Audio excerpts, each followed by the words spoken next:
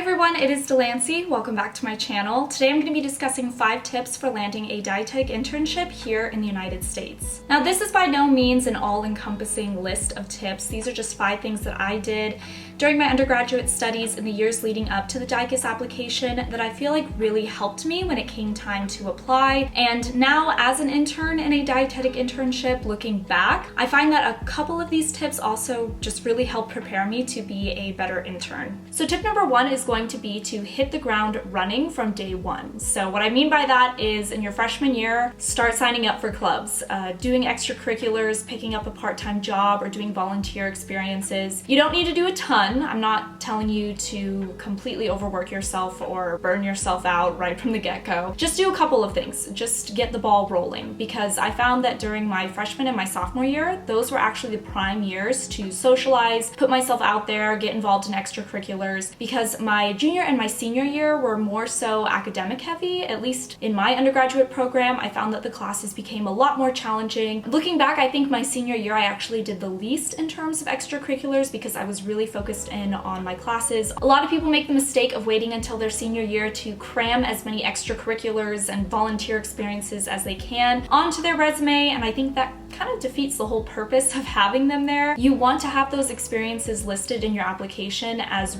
genuine experiences and things that really helped contribute to the person you are today. This is then going to pull into my second tip, which is to consider the 3 pillars of the dietetic internship and try and get a little experience in each category. So every dietetic internship program is going to be different, but generally you are going to be cycling through a clinical rotation, a community rotation, and a food service rotation.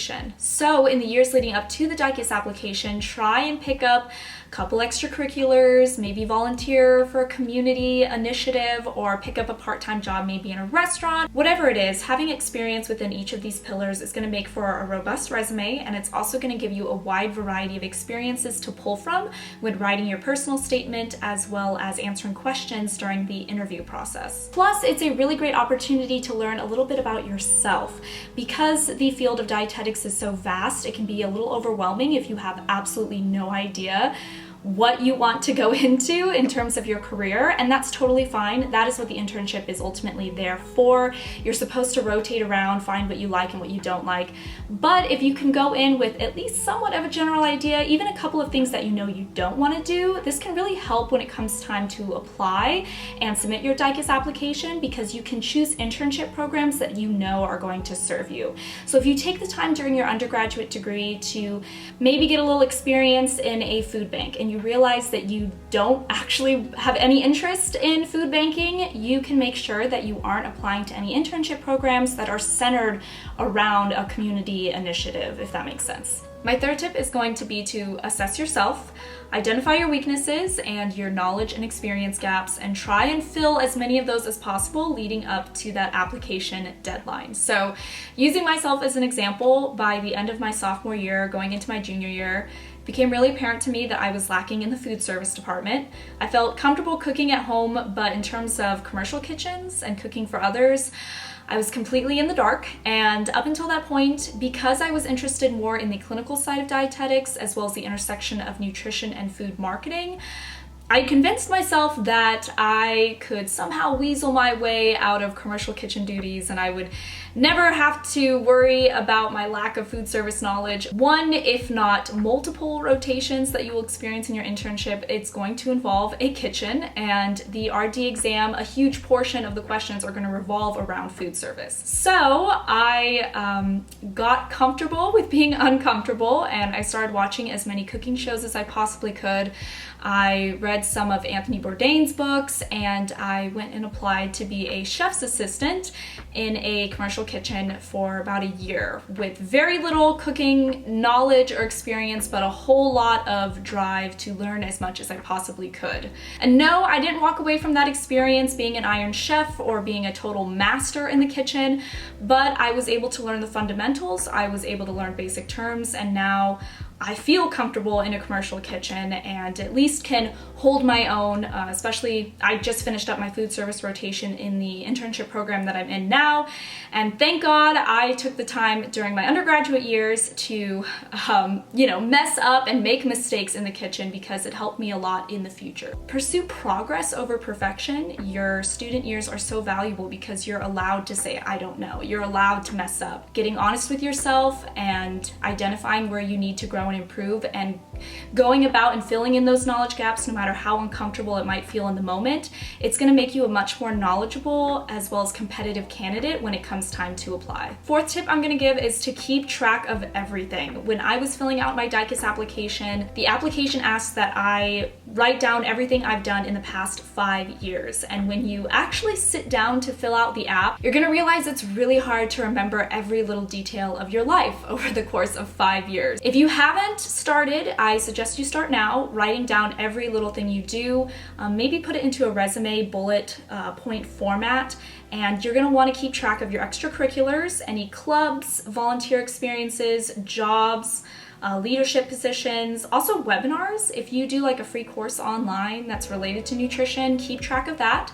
As well as certifications. I personally used an Excel sheet, and I would organize it like each sheet of the Excel document was one of those categories. Yeah, just be as thorough as possible. It's gonna save you a lot of time and stress when it comes time to fill out the app, because trust me, you will see there is a lot of paperwork involved. And the Student Dietetic Association over at my university, over on their website, we used to have, and I'm pretty sure we still do, an Excel sheet template that anyone can download and use to fill out and keep track of all of their activities. So if that is still live on the website, I'm going to go ahead and link it down below, and by all means head over there, download it. It's a really great organizational tool, and like I said, it's going to save you a lot of stress, a lot of time, and you want to make sure that every little thing you've done, all the effort that you've put in to this application over the course of 5 years, gets on there and gets recorded. My fifth and final tip is going to be so much more than just another nutrition student, which you already are. But I feel, at least in my own personal experience, when you're filling out the DICAS application,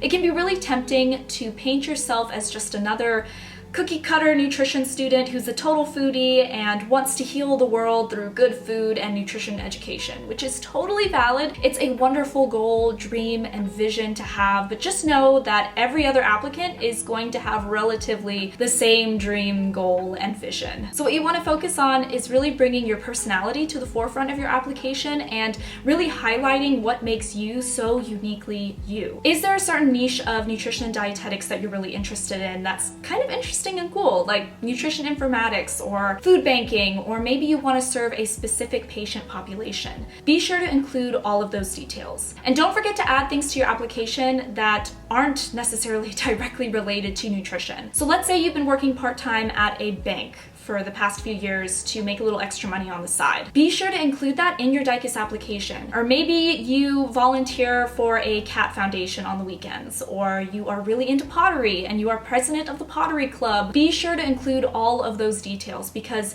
what you may not realize is that the program directors and the preceptors, when they go through your application, and especially when they interview you, it's not just about what you've done and what you've accomplished, though those are very important parts of the application process. What is also really important is your personality and who you are as a person, because the preceptors are trying to see if they will mesh with you, if they want to spend the next 7 to 12 plus months with you. Focus on painting as vivid and honest of a picture as yourself as you possibly can. By doing so, the right preceptors and the right internship programs will choose you. So that is going to do it for this video. Thank you to everyone who has reached out to me either on YouTube or over on my Instagram page to let me know the types of videos they want to see. By all means, continue to do so. It's really helpful for me as a creator. And go ahead and comment down below if there's any additional advice you would like to give to future registered dietitians, or if you are a future RD-to-be, what is something that you've done in your academic journey that you feel like has really helped you along in pursuit of your registered dietitian's license. Thank you guys so much for watching, and I will catch you in the next one. Bye guys!